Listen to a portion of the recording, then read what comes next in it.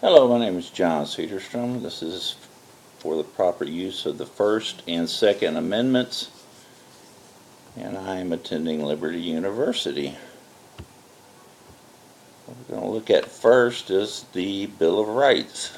There are 10 amendments, and they are the first 10 amendments to the Constitution of the United States. We're going to look at the first and second, but it's always a good idea to know them all.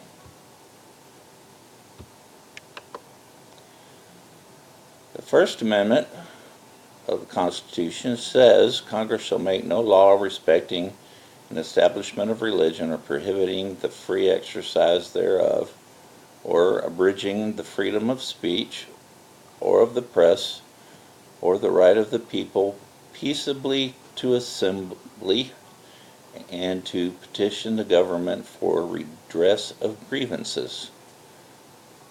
The part that most people get wrong, and even the courts have got them wrong, is the Congress shall make no law respecting an establishment of religion or prohibiting the free exercise thereof. The courts have said that this is a separation of church and state, and that's not what it says. It says Congress can make no law respecting an establishment of religion. They can't make a religion. But they also cannot prohibit the free exercise thereof. And that means at work, or at school, or anywhere else. So they really should readdress this. But we'll go on to Amendment 2. Amendment 2 to the Constitution says a well-regulated militia, being necessary to the security of a free state, the right of the people to keep and bear arms shall not be infringed.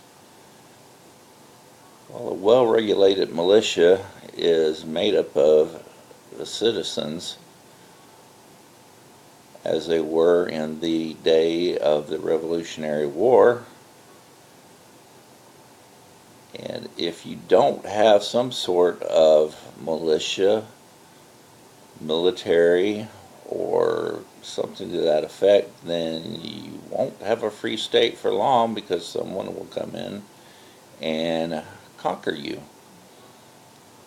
It goes on to say the right of the people to keep and bear arms shall not be infringed.